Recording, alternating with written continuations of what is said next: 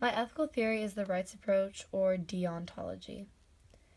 The definition of deontology is the study of the nature of duty and obligation. So the 5 principles are the rightness and the wrongness of the actions, and that it's not focused on the rightness or the wrongness of the consequences. So basically, when following deontology, when someone is making a decision, they base that decision on the rightness or the wrongness of their actions, not the rightness or the wrongness of the consequences that may happen from that actions. The right takes priority over the good.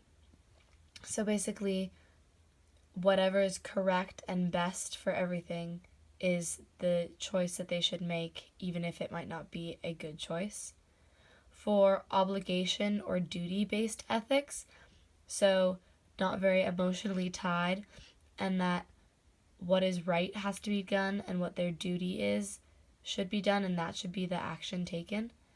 And that ethical rules bind people to their duties, and that the ethical rules that people follow are their duties and the actions that they should take. The top 3 values held by practitioners of this ethical theory are morality, truth, and rightness, so that they should follow the moral path and the one that is correct and not necessarily correct emotionally, but correct factually, and the one that is right. And rightness is very important. So a list of pros and cons I came up with. I said the pros is that their action is pure. They are seeking for the best thing, and they do not let emotions cloud decisions. But on the other hand, the cons are the consequence of the action may be bad. So although the action may be good, the consequence may be bad. The whole situation is not fully thought out.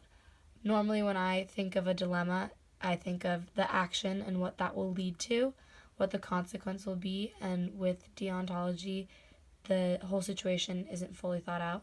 And it does not take into account the role of emotions in making a decision. And so the bottom 2 on the pros and cons relate to each other, because sometimes emotions can cloud decisions, but also emotions are important in making decisions because that's part of who you are. So Immanuel Kant is an important person to this ethics theory. He introduced modern deontology in the late 18th century. His theory of categorical imperative helped come to modern deontology, and categorical imperative is the theory that an unconditional moral obligation that is binding in all circumstances is not dependent on a person's inclination or purpose. Basically, what is right, and emotions aren't a huge factor. And he also developed moral philosophies in 3 different books called The Groundwork of the Metaphysics of Morals, Critique of the Practical Reason, and Metaphysics of Morals. And that's why we're excited. The end.